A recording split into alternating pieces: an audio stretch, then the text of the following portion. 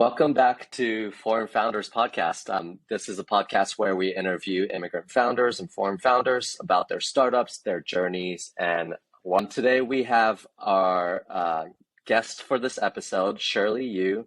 Welcome to the show, Shirley. I would love to learn more about you and your company, your background. Hi, Andy.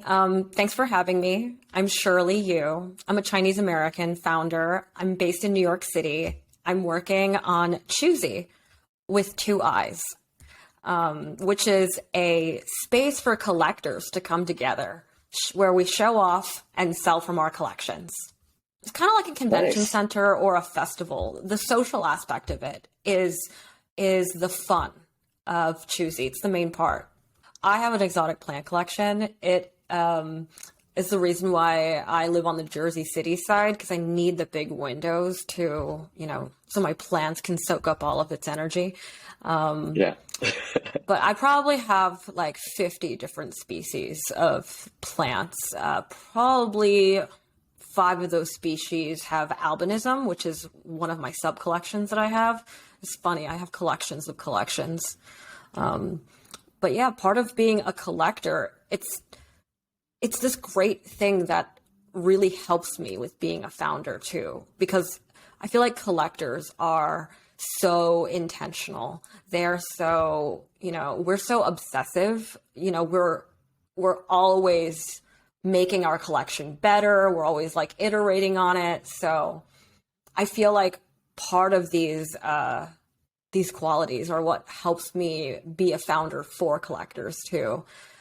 And it really started from when I was young. I've always been collecting things. Even when I was a child in Beijing, I remember collecting stamps with my grandfather. And that was like my introduction. And I've always been like that, meticulous. I've been a still life photographer, just gathering things. So it's just part of my almost personality at this point. How did your grandfather get into collecting stamps? Can you tell us more about that story? Absolutely. So in China, my grandfather worked, he was in the military and he traveled a lot. That's what I knew from when I was younger. And from just traveling, he would have, different stamps and different kinds of stamps. There was a time, I think, for 10 years where he was really traveling a lot based on what my family tells me. And so when I was, 3, and I lived with my grandparents between the time that I was born and when I was 5 years old. When my parents had come here earlier to make their way in New York City, I was raised by my grandparents. And so one of the things that Grandpa and me would do would be to add to the stamp collection. If we saw stamps as we were out, or we would go to like, one of these specialty stores where they had, vintage stamps, or they had, letters with a stamp that we haven't seen before, we would put them in these albums. And I remember having like 6, like just really thick albums, Yeah. red Oh my ones, gosh. black ones, all Chinese stamps. It was amazing, the variety of it. I remember every time I went back, and I would go back to Beijing every 3, 5 years, I would just poke open the stamp collection. I've never seen anything like it here, just the variety of the stamps, just this connection to the experiences of my grandfather. And really it marking like not only the things he did with me, but all of the things that he did and experienced in life, because I knew that he scoured the country for these, well, for his own self, but also these were, his souvenirs from, a life of, adventures and work and travel. And your earliest days of collecting with your grandfather, and maybe getting a little bit of him, but your grandfather's not the only remarkable person in your family, right? My one of the most interesting things about me that I really like to celebrate is that I am almost straight down the middle, one half a very creative person and one half a very technical and analytical person. So there's that, creative, emotionally driven, and then, the technical and the analytical. And it's almost straight down from, everything that I've noticed and that my friends tell me. It's really half and half. And it's funny because my earliest memories, besides collecting with my grandfather, was also painting the cherry blossoms. So I really get that creative side. He loved to play games. He loved to go to the lake with watercolors. And I remember painting these cherry blossom trees, him holding my hand, doing it when I was 2 and 3 with calligraphy brushes. It was absolutely beautiful. And he had a thing for photography too. And just like I mentioned the other day at the event to you, I became a photographer later on. I had my own studio, my own creative studio in the city. That's where I got it from. My grandmother on my mother's side, so she was a civil engineer in China, where she designed hydraulic dams, energy infrastructure, which was, it's so awesome because I have generations of history of women in STEM that I get to look up to. My grandmother on my father's side, she worked at a STEM library where the Science Institute of Beijing, Peking University, one of the big colleges in China, she worked in the science library.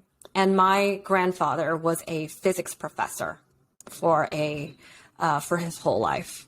So it was 1998 when I moved here from Beijing. We landed in New York City, and I grew up from being 4 years old. I grew up in Brooklyn, Sunset Park. Mm-hmm. It's Brooklyn's Chinatown. It's funny because I actually grew up with a lot of collectors in my life. When we got here, after we got to Brooklyn, let's say fast forward 2 years, my parents wanted to move out of Sunset Park and move to New Jersey and hit the burbs. When I came here, both of my parents, worked as engineers in the city. So I remember going to my babysitter's house, and my babysitter, her parents, her dad had a huge Star Wars collection. It was an entire room of Star Wars memorabilia.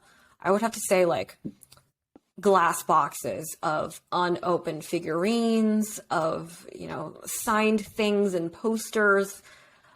And amazing. I was my first best friend. Her family babysat me, but my first best friend, I remember we called it the Star Wars room. I had never watched Star Wars, and I had known so much about Star Wars because, seeing these things be really taken care of, really precious, seeing someone so meticulous about their collection, that being one of my first memories here, I remember going in Beijing, my grandparents, we had a small 1-bedroom, with a very small kitchen and just a living room where the couch would fold out and become chairs, become a bed. It would become, somewhere you sat on for dinner. There was one table.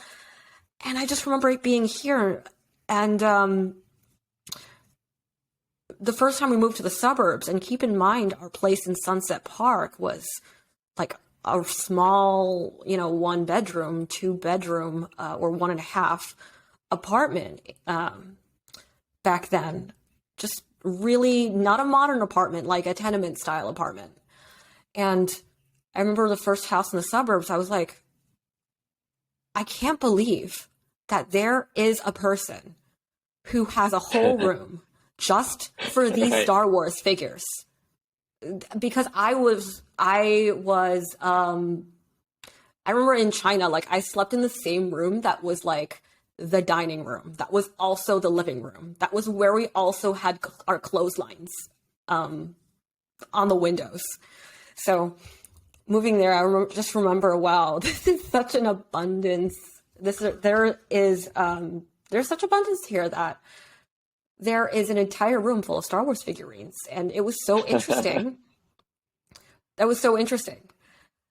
And that wasn't his only collection either. He also collected Nightmare Before Christmas, like Tim Burton type of stuff. It was a smaller, like closet full of stuff, but he was the first collector that I met. My best friend's dad. That was so cool. But what is the psychology of a collector? Can you tell us more about that? Like, what does it mean to be a collector? What are collectors thinking when they're doing this? I think that we all want to feel something tangible that reminds us of a memory that we have or an experience. It is almost not really even about the thing, but it's about our connection to it. So, being somebody, if I were to jump into the mind of somebody like my grandfather who just amassed this massive stamp collection, it's not only one of places and of times, because different time periods have different, art styles to the stamps. But also over time, it's almost like filling out over time, like completing a set. And, one of the earliest things I collected too was like those American quarters. Like I had a little book where you had one state of, every quarter. And I thought that was really fun. So I think it's just about, collecting these experiences together. When I collect exotic plants, there's no brand. It's just part of nature. But my favorite part of collecting plants is the variety. I guess it's the same as stamps. It's a large variety. There's so many species. There are different types of plants. I prefer rainforest species. And plants have different mutations too. So, some of them come with albinism. Some of them come with, as hybrids of other plant species. So, every single one is different, even between the same species, because some of them might have different patterns that are more rare, like half moons, where one half of the plant is green and the other half might be white or pink. So there's this nice part of, having the experience of it. So what I like about collecting plants is that all my different plants have different care instructions. Each one is its own individual, and this is specific to plant collecting. But the certain plants with different patterns, like the ones that I mentioned that have albinism, are more difficult to take care of than a normal houseplant.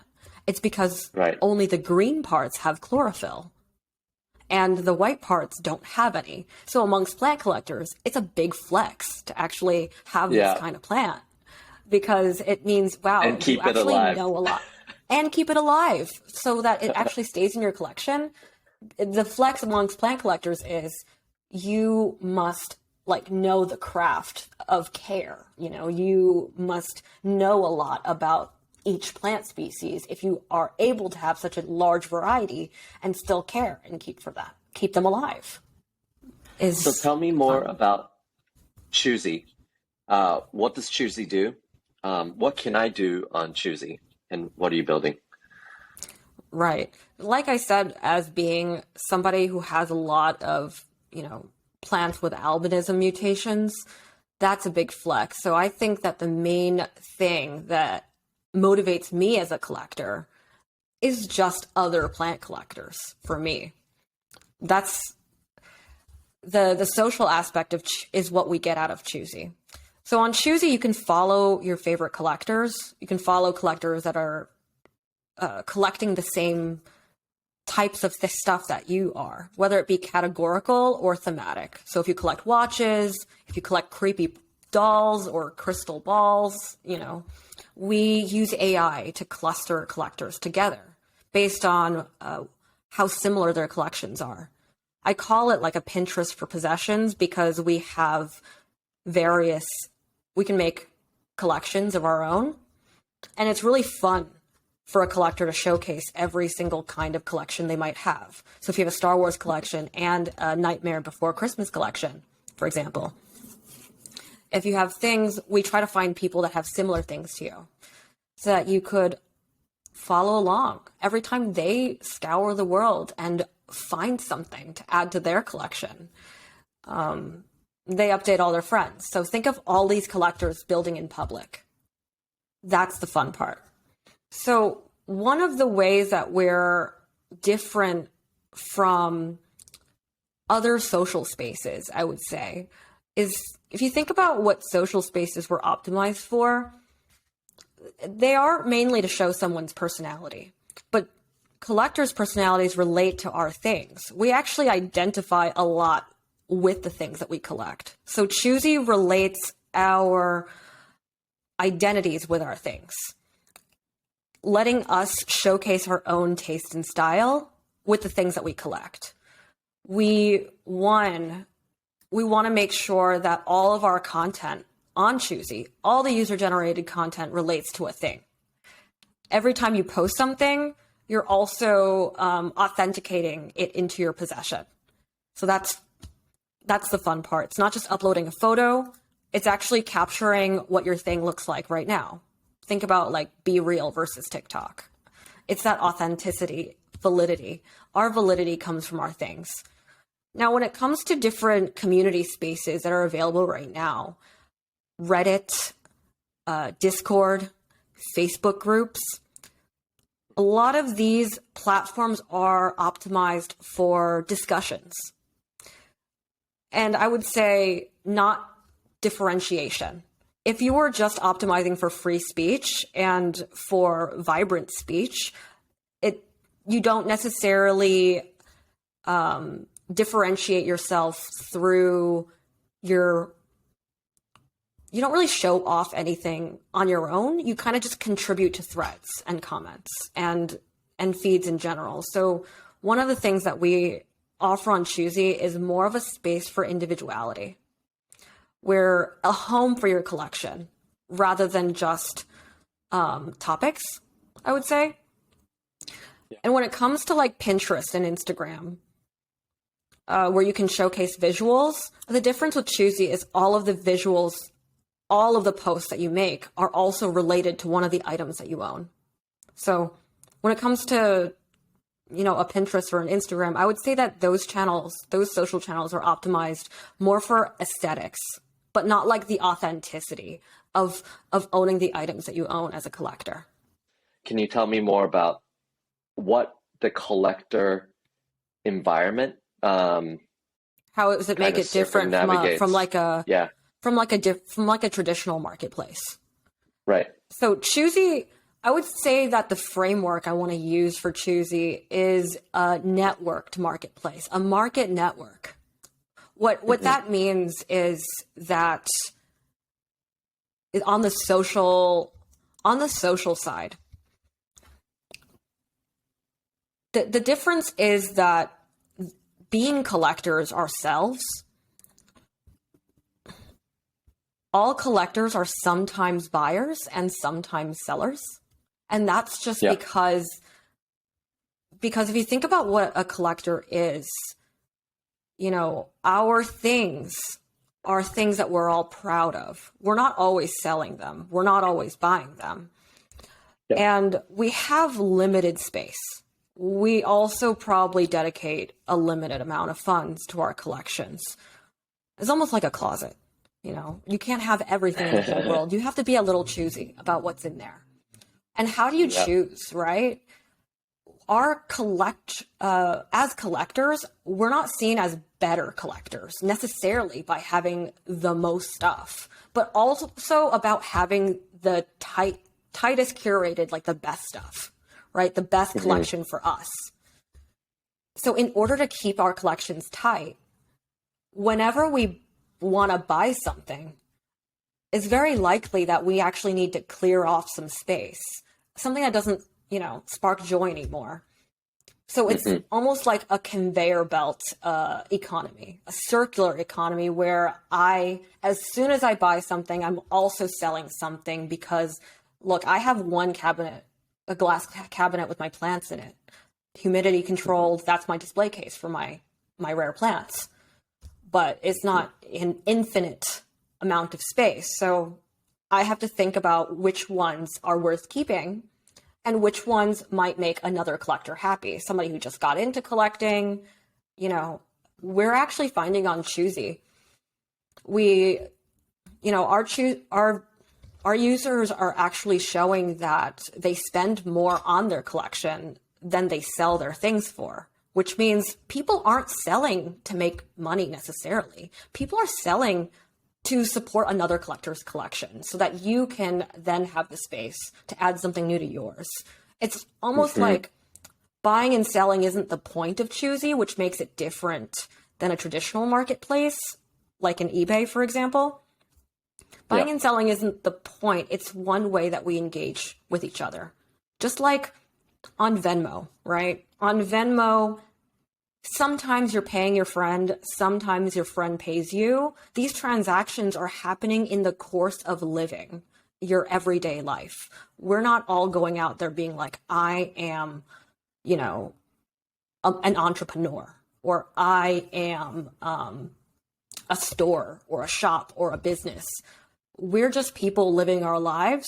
And so that just makes it a very casual experience because we're not professionals, but also we want transactions between each other as collectors to feel like it doesn't have to be a full-time job. It should be more casual. It should be social first. So that's the way we're designed. A little bit less like a sales channel and a little bit more Hmm. like Venmo, like casual transactions. These things are just what happens when we get together. We want this option. Yeah. Also, launching our beta just for iOS for now. So we have web and Android in the works, but because I wanted just to have a version of Choosii out to test as early as possible, as soon as we were done with the iOS version, we just decided to go out with that one. And we did some studies on our wait list. Our wait list had 1,025 users, 1,025 users, most of which, in the 60% are women. 78% is Gen Z or millennial. So we looked at how iOS was popular within the specific demographics for our specific waitlisters. And so I was like, okay, if we're done with the iOS, let's just go out with that one for now. And we'll Yeah. take another month or two to come out cross-platform. So if you're in the US and you are an iOS user, you should be able to access Choosii. So the way it works is that we do have like high level, we have suggested categories right now, but they're just suggestions. For example, even Reddit started out with only 3 subreddits. But on Choosii, we have these, I would say, nebulas, these worlds, right? The worlds are, there's arts and media, there are toys and games, homewares and decor, art, oh, I already said art, fashion and accessories, and natural items. If you're like a plant person like me, or like, rocks, crystals, bones, shells, one of those people, Hmm. or anything else. And in any, let's say, those are our worlds, they're just suggestions, and we have an other. If it's other, you can just write it in other. And if I haven't thought of it, this is how we start clustering people based on if it's an object we haven't thought of, there are endless things you can collect. And we kind of want to be that place where no matter what it is, you are able to find your people. So in every one of those worlds, we have, some loose subcategories. I call them continents of collectors. So in natural items, we have plant people, we have botanicals, minerals, and, etc.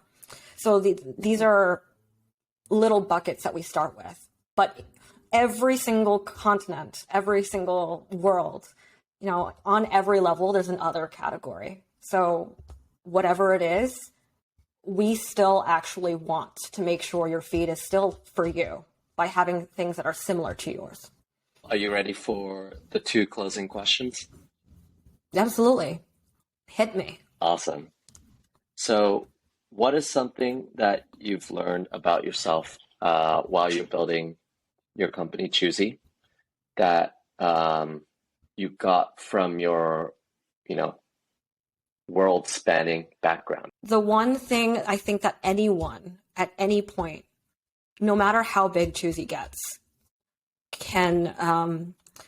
is just connection, is a relationship with someone else. As collectors, we're never really, it's not everybody that we meet that's going to understand us for this part of ourselves. That's why we keep it a private hobby, and I think that can be a really lonely experience. Even though I have collected a lot of things, I would have to go out of my way to find other stamp collectors, to look at other stamp collections. For me, during COVID, it's not like there were conventions and meetups and festivals all the time. So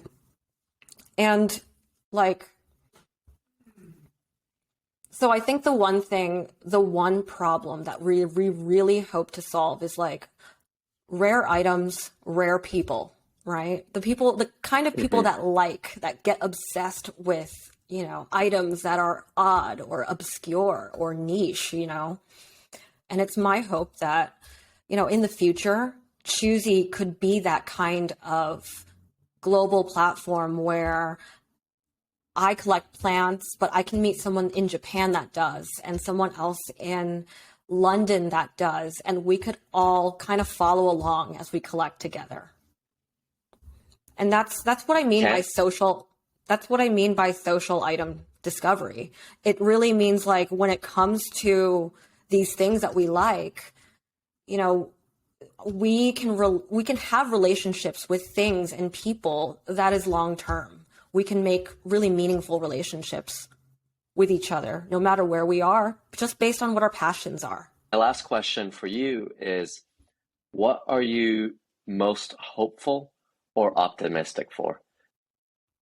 Yeah, so when I think about the first generation of social media and social apps particularly, I think about, how many different interest groups there are, right? If I wanted to join a plant group on, Reddit, on Facebook, there are many different ones. And it's kind of like adding your own community, adding your own group, your own community, group by group, one at a time. If I was to build a Twitter list of plant people, it's, building my, own network, one at a time, user by user, stumbling, just trying to dig around for the people that are interested, group by group, person by person.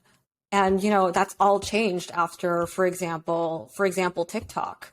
I really believe that one of the best and most hopeful things of AI is making connections faster and making connections better and being able to predict, this is that thing that I love, but I don't even know I love yet. This is a person that is my best friend, but I wouldn't know, right? It takes it out of being this full-time job for you to find people that might inspire you, that you might connect with.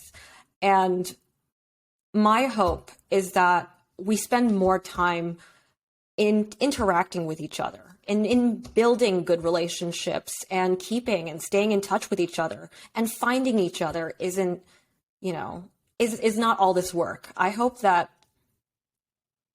think there's a lot of opportunity for technology to just eradicate our own distance and borders so that we can coalesce over the things that matter. That is a wonderful way to end this episode. Shirley, I really appreciate your time and your knowledge and sharing your background and Choosii, the product, with us. How can people who, when this episode is out, Choozii's beta is available. So how can they find Choosii? How can they sign up or use the product? Great. So you can go, if you're interested in checking Choosii out, you can go to our website, which is Choosii, CHOOSII.us. So US. And there you can sign up right on that website. We just ask you for your name, what you collect, and if you're iOS or Android. And then you'll get a link in your email so that you can really come and join us too. Well, thank you so much. And I'm sure people, going to find a lot of value from this episode.